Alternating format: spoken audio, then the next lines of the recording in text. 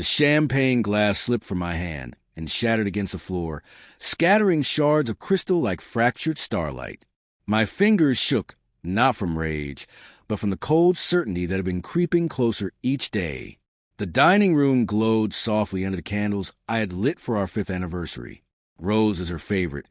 Filled the table with their delicate fragrance, their petals trembling in the night breeze drifting through the window.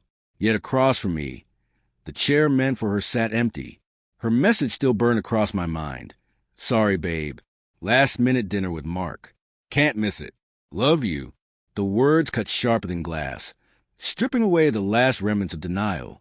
I lowered myself into the chair, the cushion stiff and unwelcoming, and replayed the past few weeks in my mind, her late hours, her phone tilted just out of my sight, her laughter edged with something unnatural whenever I asked about her day.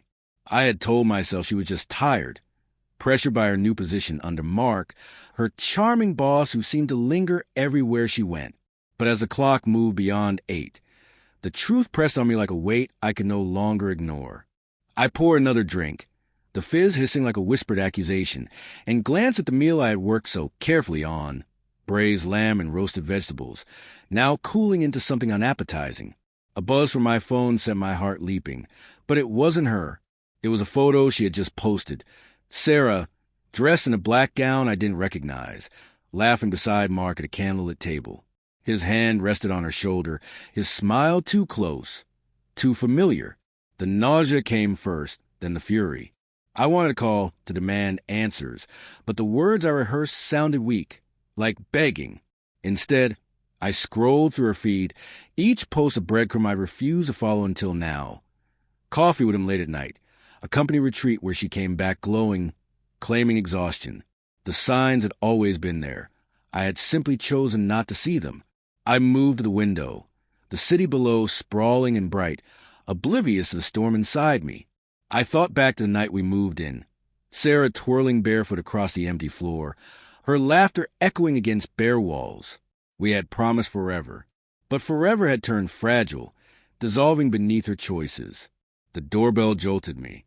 My chest tightened as I opened the door. It wasn't her. It was Emily, her closest friend.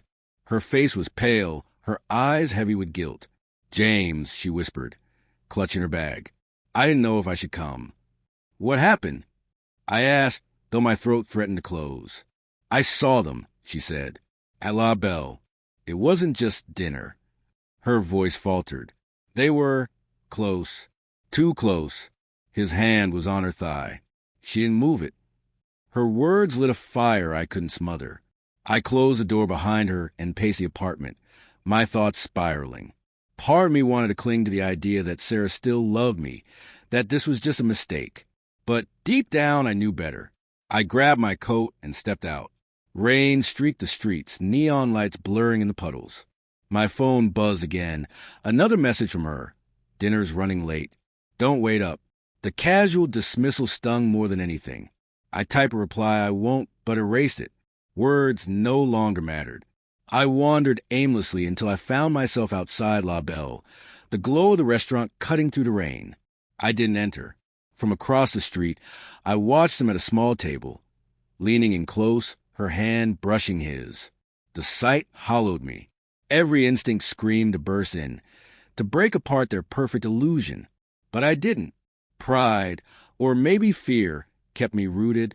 Facing her would make it undeniable.